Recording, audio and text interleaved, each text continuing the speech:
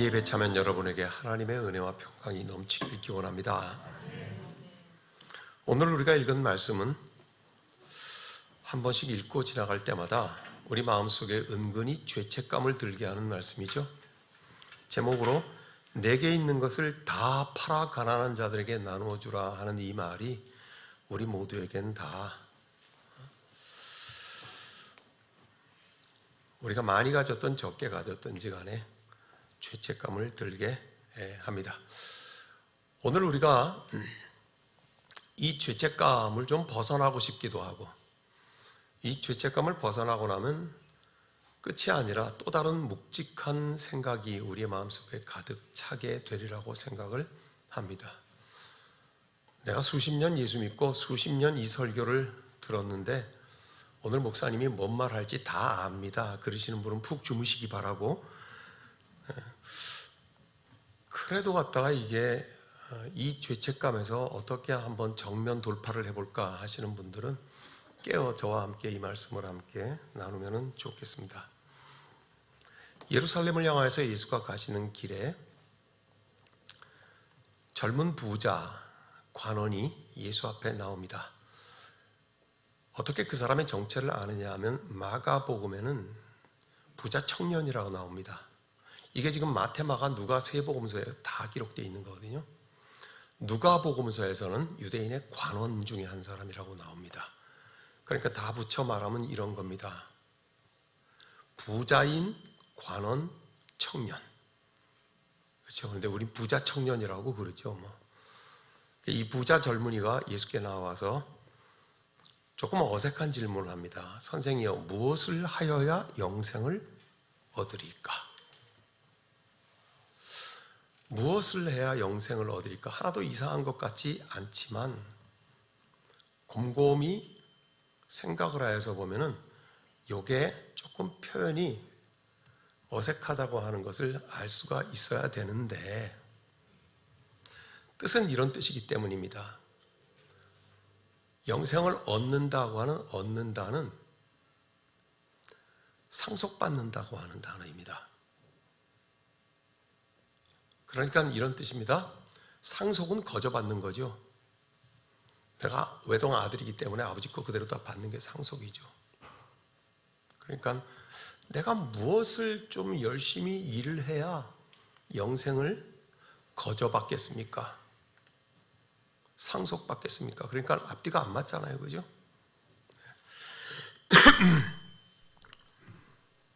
그랬더니 예수님께서 네가 계명을 다 아는데 계명을 지키면 될 거 아니냐. 그리고 예수님께서 그 계명을 불러주시는데 살인하지 말라, 간음하지 말라, 도둑질하지 말라 이렇게 하면서 계명을 불러주시는데 하나도 이상한 게 없이 보이면은 그게 이상한 거예요.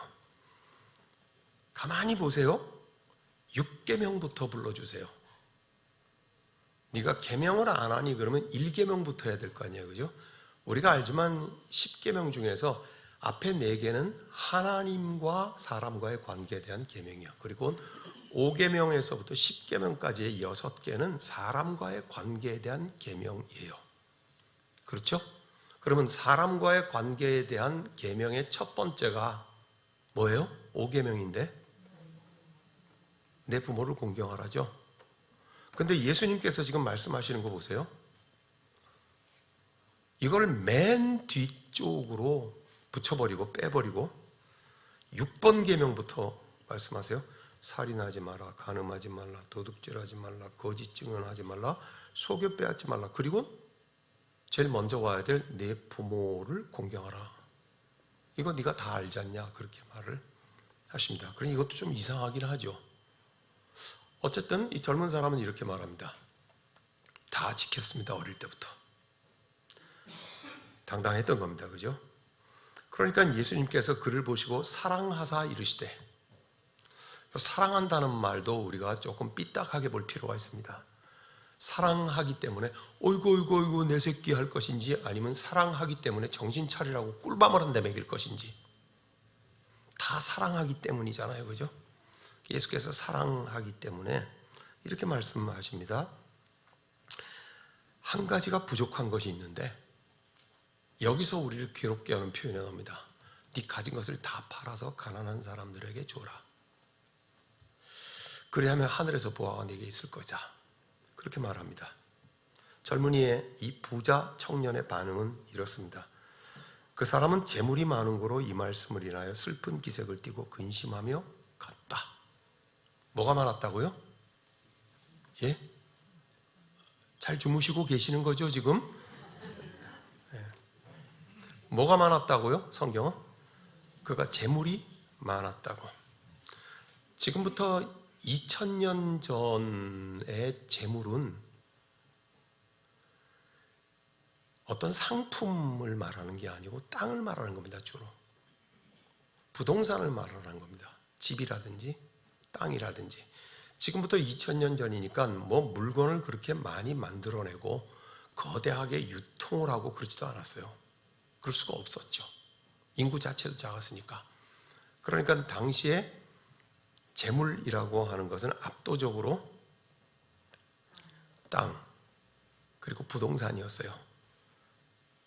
그래서 성경 원어인 헬라어를 찾아보니까 역시 아니나 다를까 땅이라는 뜻이에요. 부동산이라는 뜻이에요, 재물이. 영어 성경은 어떻게 번역을 해놨나고 찾아봤더니 영어 성경도 이렇게 번역했어요. 랜드. 랜드가 뭐예요? 땅.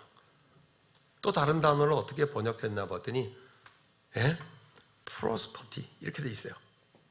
그러니까 영어 단어도 전부 다 부동산, 땅 이걸 말해요. 미국이나 캐나다 가면요.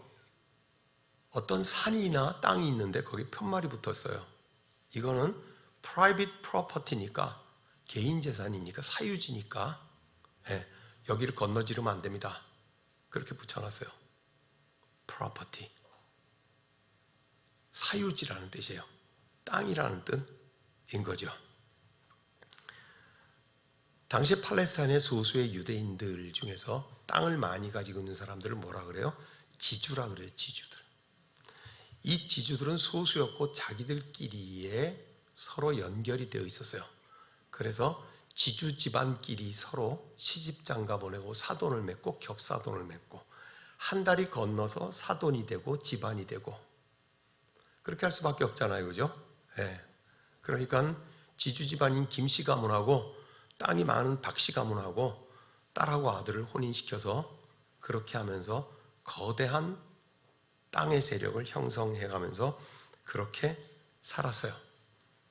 그리고 중요한 것은 다음 세대 자식에게 땅을 어떻게 해요?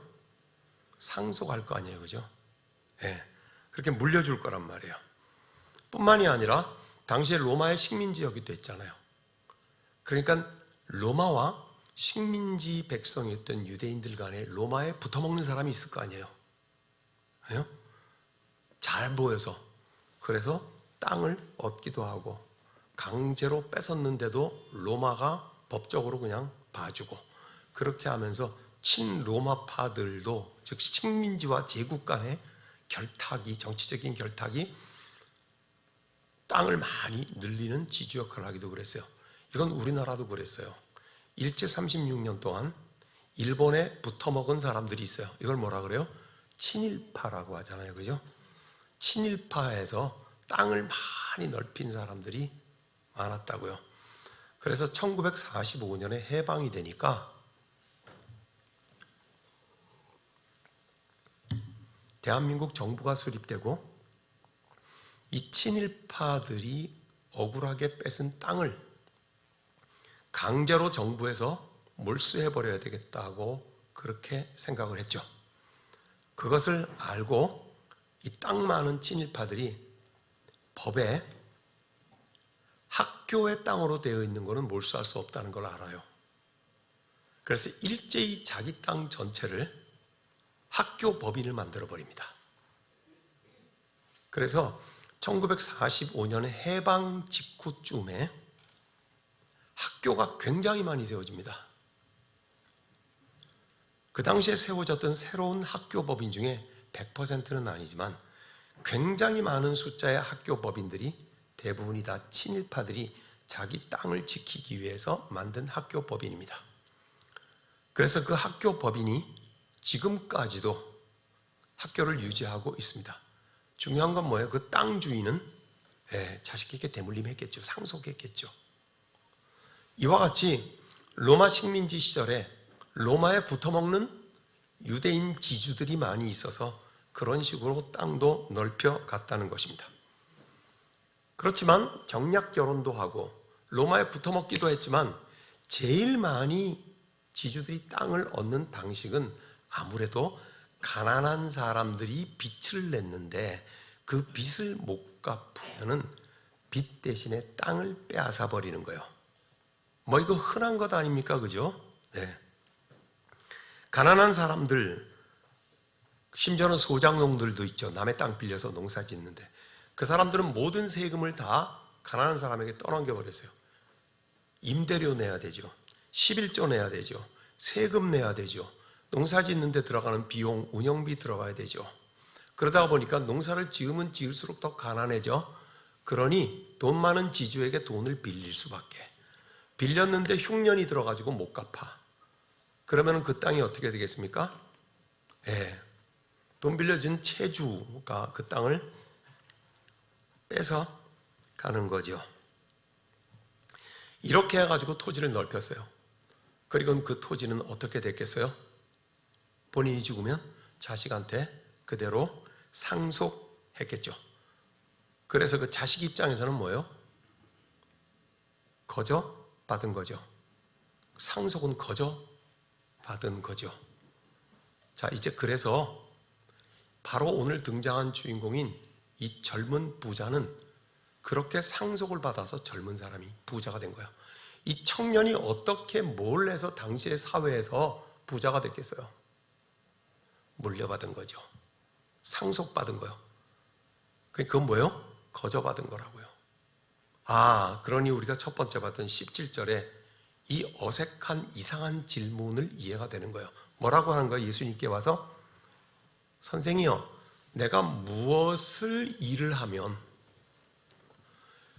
영생을 거저받겠습니까? 상속받겠습니까? 그렇게 말했던 거예요. 거저받는데 무슨 일을 해? 그죠? 그러니까 이 젊은 청년은 부잣 집안에 태어나서 잘 먹고 잘 자랐을 뿐이고, 그리고 아버지가 나이 많아 죽기 직전에 그 많은 땅을 자기에게 그대로 상속을 해줬어. 자기는 아무것도 안 했는데 상속받았을 뿐이에요. 그러니까 예수께 와서 뭐라고 묻고 있는 거예요? 선생님, 내가 무엇을 해야 거저받을 수 있습니까? 이렇게 묻고 있는 거예요. 자, 그러니 예수님께서 이 젊은이의 말이 어색하고 이상하다는 것을 느끼셨겠습니까? 못 느끼셨겠습니까? 알죠? 한국말로 물어보는데 이상한 한국말 하는데 한국 사람이 그걸 모를 리가 없잖아요. 그죠? 예? 사랑하는 여러분, 상속받다고 하는 표현은 헬란말로 제비 뽑다는 표현이에요. 제비 뽑는다는 것은 어디서 나와요? 이스라엘 백성들이 가나안 땅에 들어가서 가나안 땅을 12지파가 제비 뽑아서 나누어 갔죠. 그 말이에요. 그래서 이 제비 뽑다고 하는 말이 상속받다고 하는 말이 된 거예요. 그러니까 이 젊은 청년은 말해요. 내가 무엇을 해야 영생을 제비 뽑을 수 있습니까? 그래서 거저 얻을 수 있습니까? 그런 표현을 썼다고 하는 거죠. 그러니 예수님께서 이 이상한 젊은이를 꿰뚫어 보시고 뭐라고 말하는 거예요? 네가 계명을 잘 알잖아. 계명을 잘 지키면 되지 뭐. 그렇게 말합니다. 그런데 예수님께서 왜 1계명에서 4계명까지 하나님께 관계된 거는 아예 빼버리고 뒤에 걸 말씀하실까요?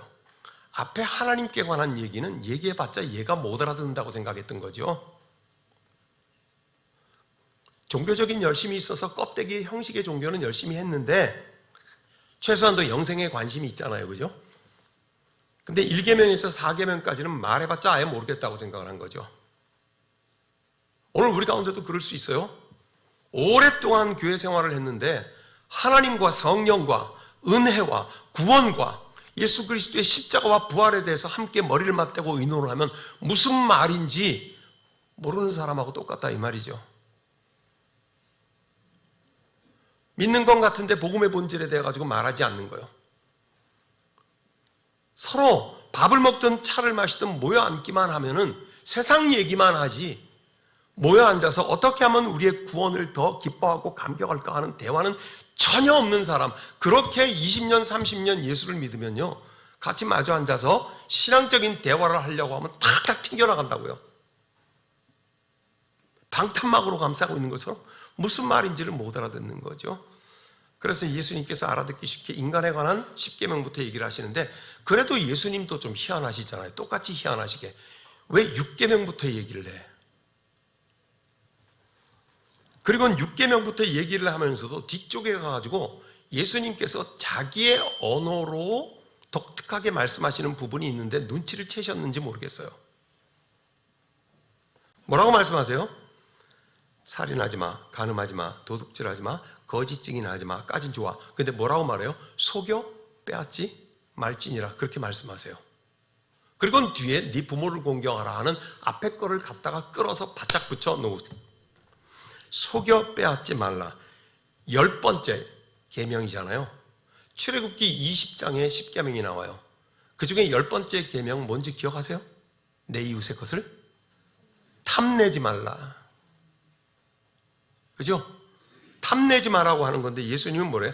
속여 빼앗지 마라. 분명히 예수님 버전이잖아요. 그죠?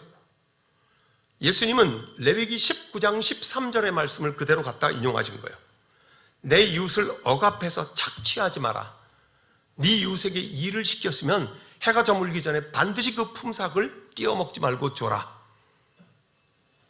하는 말씀을 의도적으로 갖다가 뭐라고 해요? 속여서 빼앗지 말라, 네 이웃의 것을.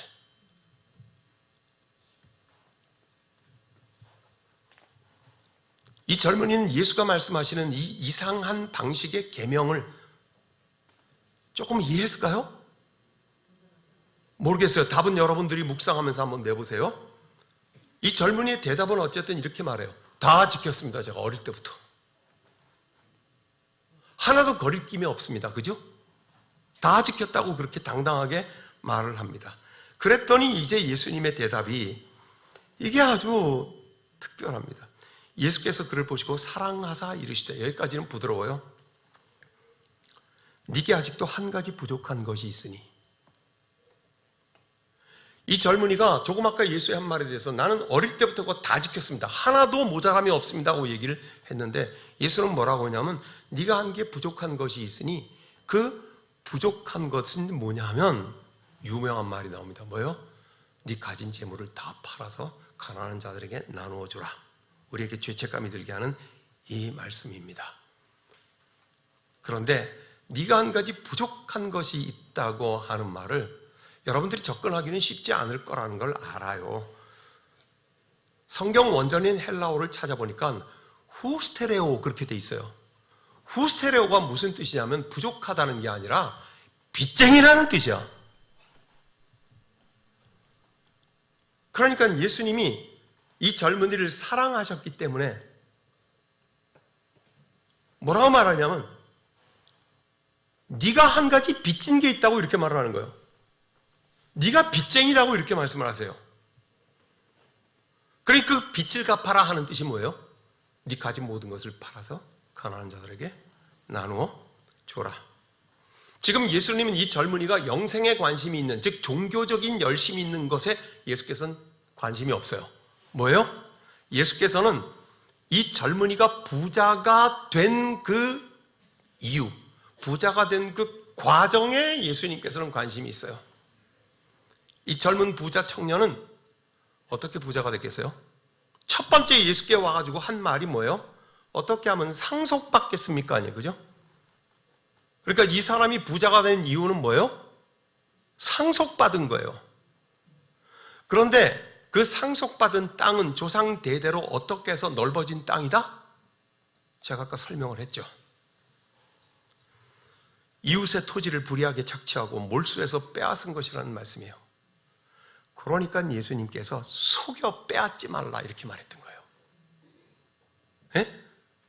그리고 그 뒤에 딱 네 부모를 공경하라고 한 이 말에 대해서는 이 말인 거예요. 이 젊은이가 지금 상속받아 부유해진 것은 세상 경제의 이치로 봐서는 당연한 것이었는데, 그러나 이 젊은이는 이 땅의 것은 이제 됐으니까 내가 영원히 하나님의 나라를 어떻게 하면 공짜로 얻을 수 있을까요? 얘기를 하는데 예수께서는 그걸 뭐라고 해요? 하나님의 나라를 끄집어내려서 여기서 하나님의 나라를 만들어라, 그렇게 말을 하고 있는 거예요. 여러분들이요, 저 하나님의 나라 예수 믿고 천당 간다는 것에 우리가 관심이 있는 것은 중요한 일입니다. 그죠? 그것만 관심이 있어서는 아니 되고 예수께서는 그걸 끄집어내려서 우리가 그토록 소망하는 하나님 나라를 지금 여기에 이 땅에서 만들려고 하는 것, 이게 하나님의 법칙이다 이 말이에요. 그러니까는 이 젊은이에게 네가 지금 상속받은 그 땅은 가난한 자들에게 빚쟁이가 된 거다, 그 말인 거죠. 그 빚쟁이가 된 것은 비록 너의 잘못은 아니다마는 너에게 물려주고 죽은 네 부모 그리고 네 부모의 부모들이 그렇게 한 것이니 너는 지금 빚쟁이다 이 말이에요. 그러니까 너는 그 빚을 갚아서 너와 네 부모를 올바르게 되돌려 놓음으로써 네 부모를 올바르게 공경하라는 거예요. 그래서 예수께서는 가장 먼저 5번째 계명을 가장 뒤에 10번째 계명 뒤에 딱 붙여서 속여서 빼앗지 말라. 그리고 네 부모를 공경하라. 그렇게 붙여놓은 거예요. 그러면서 예수께서 말씀하시기를 너는 지금 빚쟁이다. 네가 한 가지 부족한 것이 있으니 그게 무슨 뜻이라고? 네가 빚쟁이인데 네 가진 재물을 팔아서 가난한 자에게 나눠주라. 그 빚을 갚아라. 그래서 너와 네 부모, 네 조상들이 쌓아왔던, 층층이 쌓아왔던 그 불명예, 하나님이 보시기에 그 땅은 가난한 이웃들을 속이고 빼앗은 것이고 그 땅은 억울한 가난한 사람들의 땅을 가로챈 것이니 그것을 정상으로 되돌려 놓아라. 이게 빚 갚는 거다. 그럼으로써 네가 간절히 소망하는 저 영생 하나님의 나라를 죽어서 가려고 하지 말고 내려서 지금 여기에서 하나님의 나라를 만들어라. 그것이 하나님의 백성이다. 그죠? 여러분, 마가복음을 지금 우리가 계속해서 묵상해 가고 있습니다. 매일 성경 안 보시는 분들이야 뭐 이해하지만 모른다고. 매일 성경을 묵상을 하는 우리는 처음부터 보고 있습니다. 마가복음 제1장 시작을 하면서 뭐라고 시작을 했습니까? 마가가 때가 찼고 하나님의 나라가 가까웠다고 그랬어요. 그렇게 하면서 마가복음 16장을 시작을 해요. 때가 찼고 하나님의 나라가 가까웠대요. 그래서 하나님의 나라를 지금 이 땅에서 세워나가는 것, 그것이 그리스도인이고 그것이 하나님의 백성이라는 거예요. 이 땅에선 세상 사람들하고 똑같이 살아서 내가 죽어서 저 영생도 상속받는 것처럼 거저 얻는다고 착각하는 사람, 그런 사람이 하나님의 사람은 아니다는 거예요. 그런 사람은 영생에 접근할 수 있는 사람이 아니라는 거예요. 그러니까 제자들이 뒤에서 묻잖아요. 우리는 모든 것을 다 버려두고 주를 따랐는데 도대체 어떻게 구원받을 수 있습니까? 그렇게 제자들이 뒤에서 묻잖아요.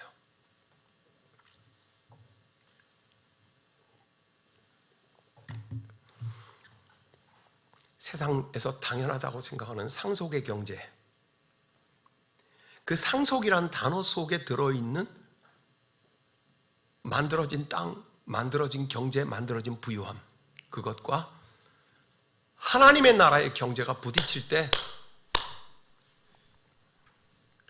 우리는 어떻게 살아야 되는가 하는 문제인 거예요. 지금까지 우리가 죄책감을 가져왔던 것처럼 와, 나는 집도 한 채 있고 은행에 돈도 좀 있고 그러니 같다, 이거 다 팔아가지고 가난한 사람들에게 나누어 줘야지 되는 건가 하는 그런 유치한 죄책감을 들으라고 예수께서 이 말씀을 하신 게 아니에요.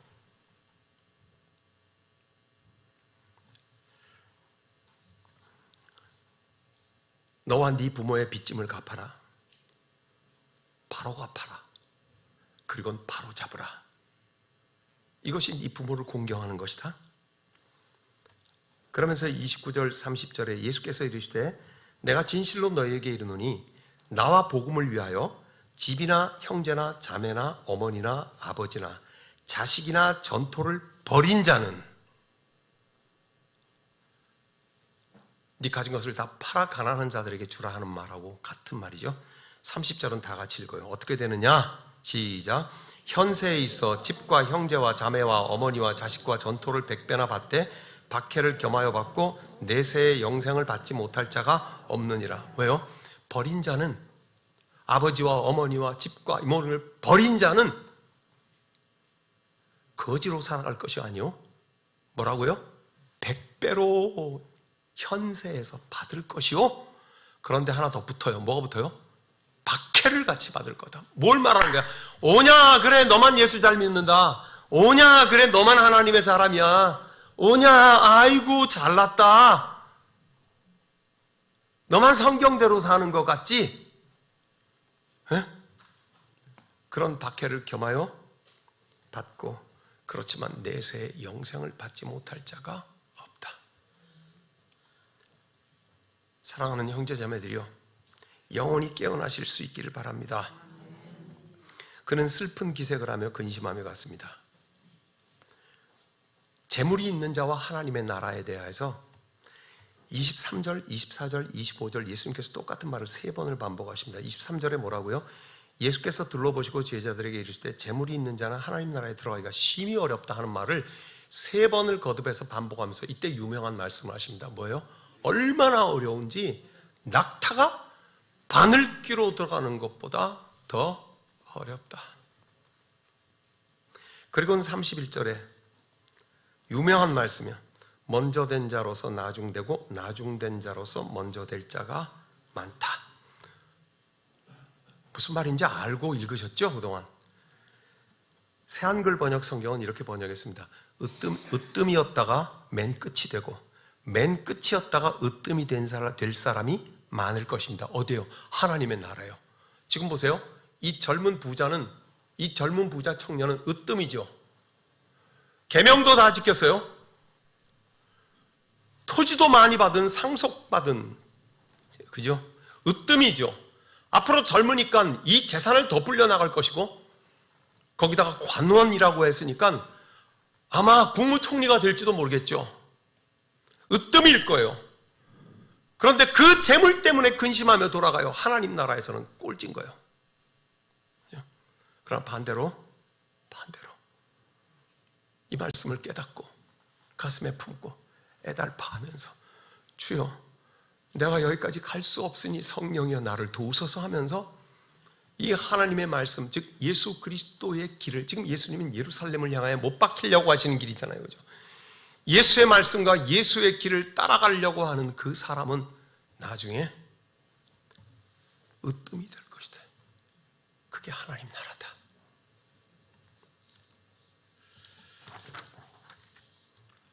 동방기독교의 수도 생활에 존경받는 아버지로 칭송받는 소아시아의 주교였던 바실레이오스가 이런 글을 남깁니다. 당신이 쌓아둔 빵은 굶주린 사람들의 것이며 당신의 옷장에 보관해둔 옷가지들은 헐벗은 자들의 것이며 당신이 땅속에 감춰둔 금은 가난한 자들의 것이다. 그리고 당신이 행하지 않은 선행은 당신이 행한 불의이다.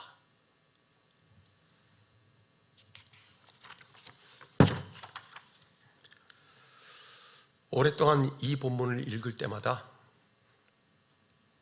이유 있는 죄책감 때문에 시달리신 것은 좀 해소가 됐습니까? 이게 모든 그리스도인이 되면 다 재산 팔아가지고 깡그리 처분하라는 뜻이 아니거나 하는 것은 좀 해결이 됐습니까? 그렇지만 더 본질적으로 무겁고 아름다운 생각이 우리 속에 남아있지 않습니까? 사랑하는 여러분, 물론 평신도들이니까 헬라어 성경을 읽을 수도 없고 접근할 수도 없을 것입니다. 저는 설교자로서 목사로서의 제가 할 수 있는 분량만큼 파헤쳐 놓았습니다. 오늘 이 말씀을 파헤쳐서 여러분들에게 내어드렸습니다. 이제 여러분들의 몫입니다. 나는 여러분들에게 제가 할 수 있는 깜냥껏 최선을 다해서 여러분들에게 내어드렸습니다. 이 말씀은 이런 뜻이 옳시다. 이제 여러분들이 자신의 묵상을 하며 자신의 가슴 속에 새겨지는 말씀으로 만들 차례입니다. 내게 있는 모든 것을 다 팔아. 기도하겠습니다. 주님 주신 은총이 크고 아름답습니다. 하나님 아버지, 오늘 이 젊은이처럼 우리도 생각하는 것은 아닌가 생각합니다. 주님, 주의 말씀 때문에 근심하게 하소서. 우리 주 예수 그리스도께서 따라오라고 하시는 것 때문에 거룩한 근심을 하게 해 주십시오. 그래야서 마침내 하나님의 말씀이 우리를 자유케 하는 그 하나님의 나라를 이 땅 가운데 만들려고 몸부림치고 애쓰는 십자수 공동체가 되게 하여 주시옵소서. 예수님 이름으로 기도드립니다. 아멘.